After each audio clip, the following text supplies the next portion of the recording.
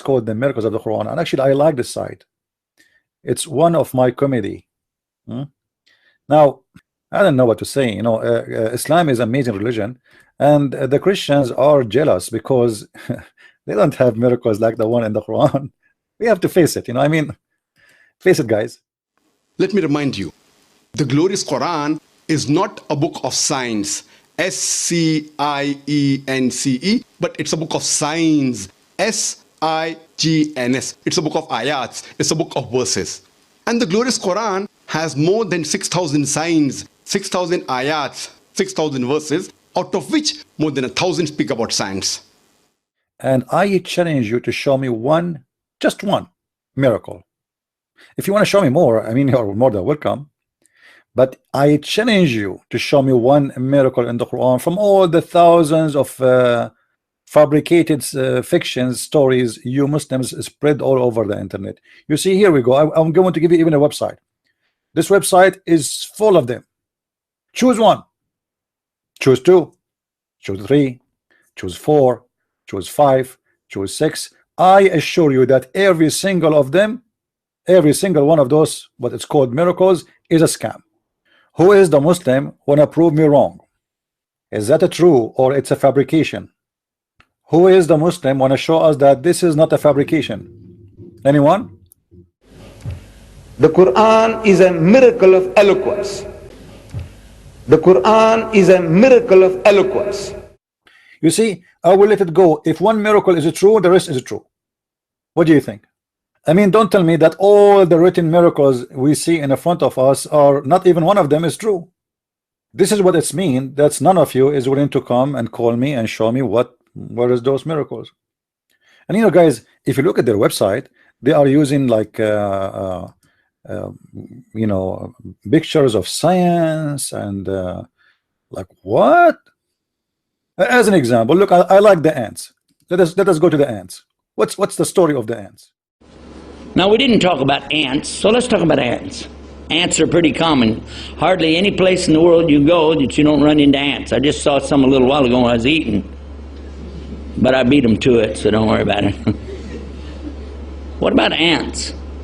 Now, if there's really a God and he really knows what he created, he ought to know about ants. True? He'd have to know about ants. Did you know there's a whole chapter in this book called The Ant? All right. Wingless ants are all females. Do you wanna do this one? The wingless ants are all females. I mean, the Quran, he knew that. Every Muslim is a liar until he proves the opposite. And I will show you in a second how stupid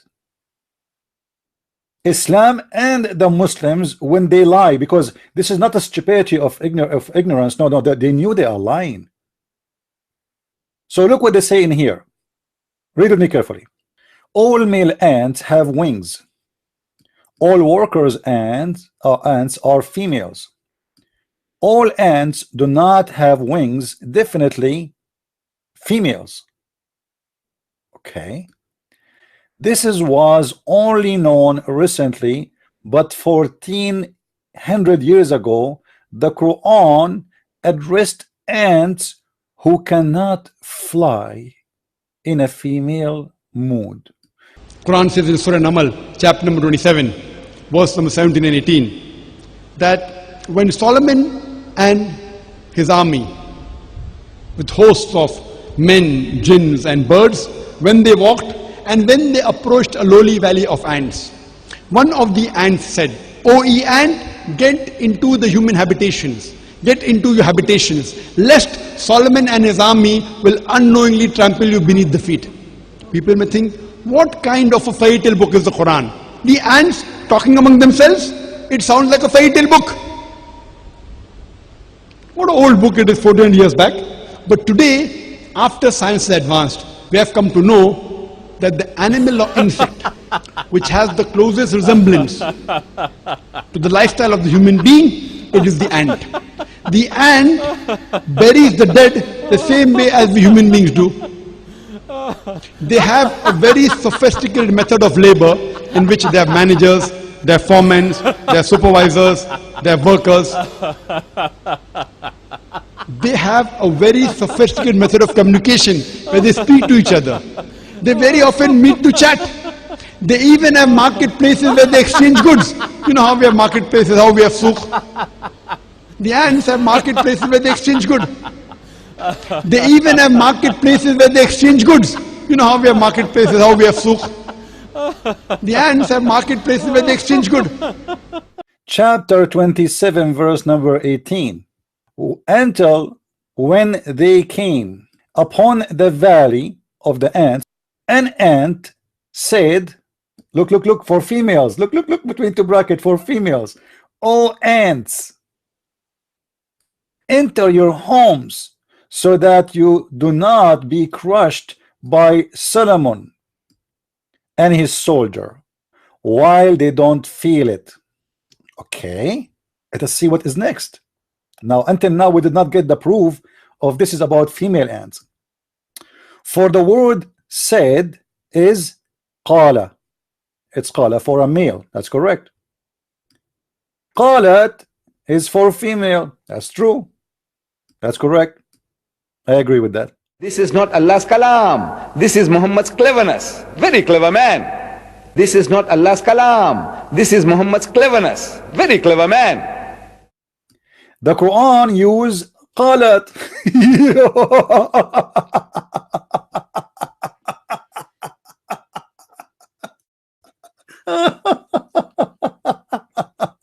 Oh boy, I love it.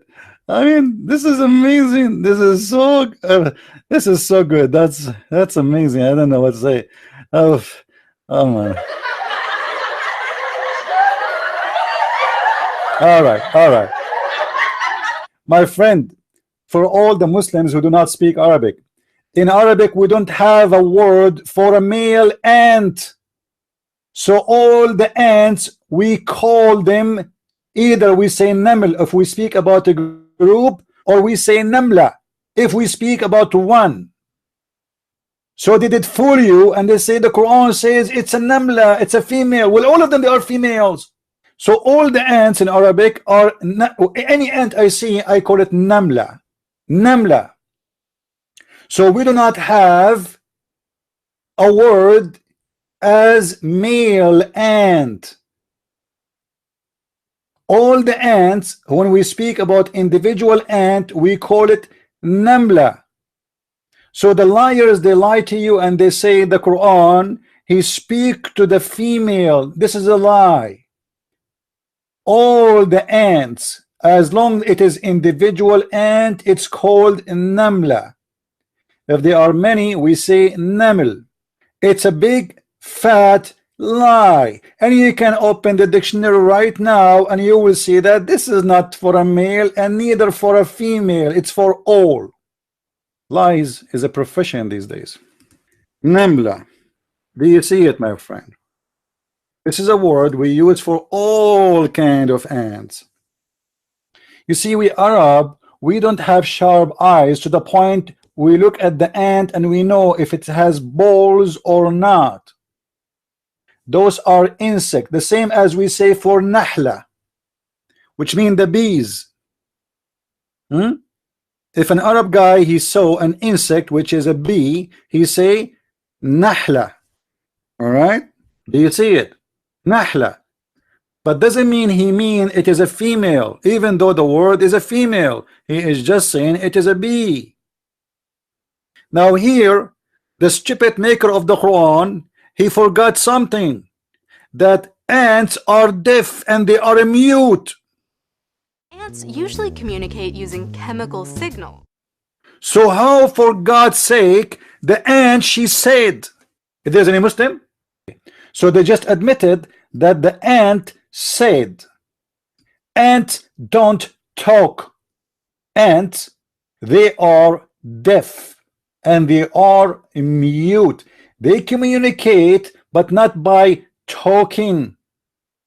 They are deaf. I mean, do you know what deaf mean? That's stupid to say they talk by using their voice, because the Quran said the ant said. Do you see it here in the top? It says the Quran said, the ant said, which is obviously a stupid statement in the Quran. The Quran in the verse after it, it says, Sulaiman, he heard her speech. When the ant said, Sulaiman heard. What he did? Heard. So Sulaiman, he heard the voice of the ant and he understand their languages. This is what the Quran is saying. And that is a very stupid statement, because ants don't talk and they don't have a language of words. And the word qal and qalat, you idiot, this is a language of a human being, and especially in Arabic.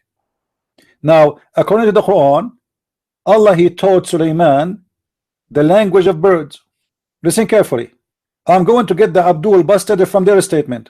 They just said that the Quran, confirming the Quran is speaking to the one who do not fly. Is that correct? Read with me. All male ants have wings. And as you see, the whole article confirming that the Quran obviously is speaking to the female which do not have wings. Correct? Okay. Abdul, Allah, he taught Sulaiman the language of the birds only. How he can speak to someone is not, or let us say understand someone is not a bird. And as you see, you cannot say this is a bird, because obviously it doesn't even fly, and you are the one who confirmed that. Who is a Muslim wanna call us? So this is a big fat lie made by the Muslims to convince you that this is a miracle in the Quran. Allah, he called the ants who cannot fly, he called them females, when the language is so clear. All the ants in Arabic are females. If we go right now and we search in Google, ants are deaf. Do you see it in Muslims? Hello? A sound is a traveling vibration. Ants do not have ears in their head. So what they do, they feel the vibration. You see it? Muslim, do you see it? So how they communicate? There's two ways actually. There is vibration and there's chemical, and that's it. So the whole story of the Quran about the ant, she spoke to the ant, and Sulaiman, he heard the speech of the ant, is a fictional story. Muhammad, he stole it from the legends of the Jews.